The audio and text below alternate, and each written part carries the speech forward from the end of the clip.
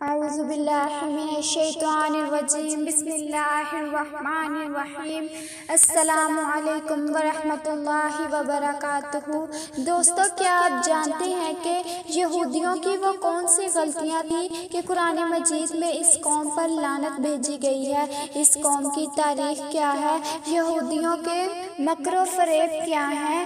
ایسی کون سی کہانیاں ہیں جس کی وجہ سے انہیں آج بھی برے الفاظ سے یاد کیا جاتا ہے؟ اس کے علاوہ دجال کا اس سے کیا تعلق ہے اور وہ بے صبری سے دجال کی آمد کا کیوں انتظار کر رہے ہیں؟ دوستو، اس بات میں کوئی شک نہیں کہ یہودی اللہ تعالیٰ کی سب سے چہیتی قوم تھی۔ ان کا ذکر قرآن پاک میں نبی اسرائیل کے نام سے کیا گیا ہے اور بنی اسرائیل سے مراد حضرت یعقوب علیہ السلام کی قوم ہے۔ اس قوم پر اللہ تعالیٰ نے اپنی کئی کرامات نازل فرمائیں، جس میں سب سے زیادہ قابل ذکر منو سلوہ کا نزول تھا۔ اللہ تعالیٰ نے اپنی شان کریمی سے خاص ان لوگوں کے لیے آسمان سے منو سلوہ کا نزول کیا، لیکن پھر بھی اس قوم کے اللہ کے کرامات اور عنایات کی قدر نہیں کی اور گمراہ ہوتے چلے گئے۔ اور پھر ایک وقت ایسا آیا کہ یہ پوری دنیا میں صرف تباہی کی وجہ سے پہچانی جانے لگی۔ ہر لڑائی کے معاملے میں یہ قوم سب سے آگے رہی۔ یہی وجہ ہے کہ اس قوم کو انتشار پسند قوم مانا جاتا ہے، لیکن یہ بھی سچ ہے کہ اللہ تعالیٰ نے سب سے زیادہ نبی بھی اسی قوم میں۔ اب ایک مرتبہ پھر سے یہ قوم اس امید پر ہے کہ شاید کوئی وقت ایسا آئے گا جب اللہ ایک بار پھر سے ان پر مہربان ہوگا اور انہیں اپنے کرم سے نواز دے گا۔ ان کی جانب ایک مسیحا بھیج دیا جائے گا، وہ انہیں سیدھی راہ پر لے آئے گا۔ مسلمان اسی مسیح کو دجال کے نام سے پہچانتے ہیں۔ تاریخی روایات کے مطابق اللہ نے اس قوم کو سب سے زیادہ عذاب کا حق قرار دیا ہے، کیونکہ اس قوم نے اللہ کی بھیجی گئی آیاتوں کا سودا کیا اور انہیں جھٹلایا۔ یہ قوم تھی جس نے حضرت موسیٰ علیہ السلام کے سامنے یہ دعویٰ کیا کہ ہم سب جب تک تمہارے اللہ پر ایمان نہ لائیں گے، جب تک ہم اسے اپنی آنکھوں کے سامنے نہیں دیکھ لیتے۔ یہودیوں نے اللہ تعالیٰ کے ساتھ مقابلے بازی کرنا شروع کر دی۔ انہوں نے کئی مقامات پر اللہ تعالیٰ کو آزمانا چاہا۔ میں آتا ہے کہ عرب کے ایک علاقے میں یہودیوں کے 12 قبائل آباد تھے۔ ان افراد نے اپنی جانب بھیجی جانے والی اللہ کے رسولوں سے کہا، ہم تب تک اللہ کی وحدانیت کا یقین نہیں کریں گے جب تک ان پر قبائل کے پانی کا بندوبست نہیں ہو جاتا۔ اللہ کی کرنی ایسی ہوئی کہ ان سب قبائل سے ہر ایک قبیلے میں الگ الگ پانی کا چشمہ پھوٹ پڑا اور پانی کی قلت ختم ہو گئی۔ لیکن ان یہودیوں نے اللہ تعالیٰ کی وحدانیت کو قبول نہ کیا، بلکہ یہ یہودی مسلمانوں کو اپنا سب سے بڑا دشمن سمجھتے تھے، اور یہ آج تک ایسا ہی ہو رہا ہے کہ یہودی مسلمان کی ہر میدان میں مخالفت کرتے نظر آئیں گے۔ یہودی قوم پہلے دن سے ہی انتشار پسند قوم رہی ہے، اور اس بات کا اندازہ فلسطین کے حالات سے بخوبی لگایا جا سکتا ہے، کیونکہ وہاں یہودیوں نے زبردستی قبضہ جما رکھا ہے اور وہاں کے مسلمانوں کو دن رات تکلیف دی جاتی ہے۔ یہاں سوال یہ بھی پیدا ہوتا ہے کہ آخر انہیں مسلمانوں سے اتنی نفرت کیوں؟ آپ کو بتاتے چلوں کہ حضرت محمد مصطفیٰ صلی اللہ علیہ وسلم کی آمد سے قبل یہودیوں کو اس بات پر بڑا مان تھا کہ ہم اللہ کی چہیتی قوم ہے، اس لیے ہمیں جہنم کی آگ چھو بھی نہیں سکتی۔ اسی مان اور غرور کی وجہ سے ان لوگوں نے یہ پیش پیش گوئی بھی کی کہ بہت جلد ایک نبی بھی آنے والا ہے جو کہ اللہ کا آخری نبی ہوگا۔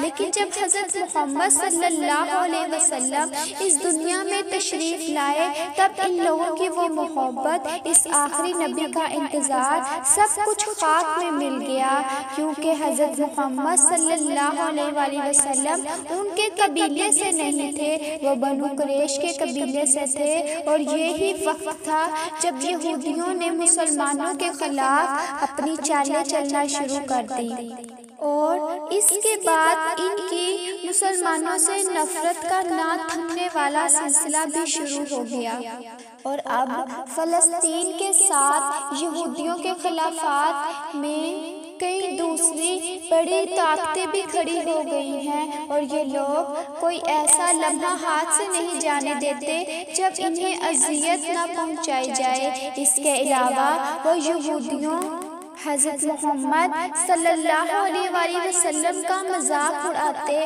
اور ان کی جان سے بھی نفرت کرتے، اور ان سے جان بوجھ کر عجیب عجیب سے سوالات کرتے، اور جب ہمارے پیارے آقا حضرت محمد صلی اللہ علیہ وآلہ وسلم ان کا جواب دیتے تو یہودی ان پر تنقید کرتے۔ یوں کہا جاتا ہے کہ یہودی نے دین اسلام نعوذ باللہ کم تر دکھانے کے لیے کوئی کوشش ہاتھ سے نہ جانے دی۔ یہ لوگ حضرت محمد صلی اللہ علیہ وآلہ وسلم کے ساتھ ہی اور قبیلے کے لوگوں کے خلاف کان بھرتے رہے، اور دراصل ان کا مقصد یہ تھا کہ کسی نہ کسی طرح ہر کوئی ان کے خلاف ہو جائے۔ تاہم ایسا نہ ہو سکا، لیکن انہوں نے پھر بھی ہمت نہ ہاری۔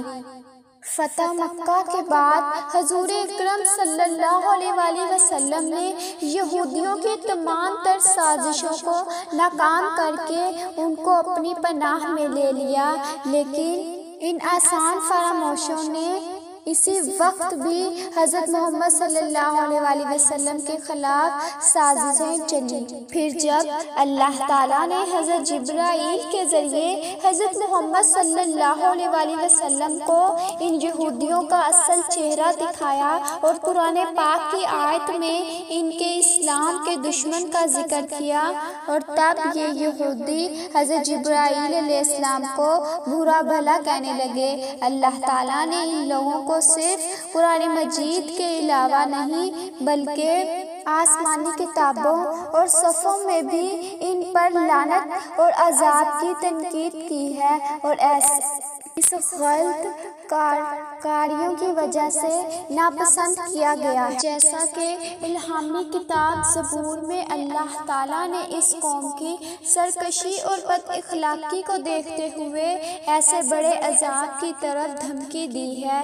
یہ ان پر نازل ہونے والا عذاب ہی ہے جس کی وجہ سے یہودی پوری دنیا میں تنکا تنکا ہو کر رہ گئے ہیں۔ یہ یہودی ہی تھے جنہوں نے اپنی سازشوں اور مکاریوں سے حضرت عیسیٰ علیہ السلام کو مسلوح کر دیا، لیکن وہ اس عمل کو کرنے کے بعد زیادہ دیر تک خوش نہ رہ سکے، اور 70 سال بعد اللہ تعالیٰ نے ایک ٹائٹس کی صورت میں ایک عذاب نازل کیا۔ اس بادشاہ نے یہودیوں پر ظلم و ستم کی انتہا کر دی۔ اس نے یہودیوں کو اس قدر ظلم اور سودا کیا کہ یہ زمین میں کم پڑنے لگے، اور پھر ایک وقت ایسا آیا کہ سارے یہودی اپنی مخصوص جگہ کو چھوڑ کر بھاگ گئے، کیونکہ ٹائٹس نے ان کا یہاں رہنا بھی محال کر دیا۔ ٹائٹس نے کروڑوں یہودیوں کو تڑپا تڑپا کر موت کے گھاٹ اتارا۔ ٹائٹس یہودیوں کو مارنے کے لیے گرم تیل کا استعمال کرتا تھا، جس میں ان کی بوٹیاں تک جسم میں الگ الگ ہو جاتی۔ اس کے بعد کئی سالوں تک یہودی در بدر پھرتے رہے۔ اور اب انہوں نے اپنی چالوں سے اسرائیل کو اپنا گڑھ بنا لیا ہے، لیکن آج بھی وہ اپنی کھوئی ہوئی ساکھ کو یاد کرتے ہیں۔ اس وقت ٹائٹس نے ہائکو سلیمانی کو بھی تباہ کر دیا تھا، اور پھر ٹائٹس کے بعد یہودیوں کی زندگی بھی آسان میں آئی، مگر وہ سکون بھی زیادہ دیر تک قائم نہ رہ سکا، کیونکہ اس عذاب کے بعد ہٹلر نامی شخص نے پوری قوم کے لاکھوں لوگوں کو موت کے گھاٹ اتار دیا۔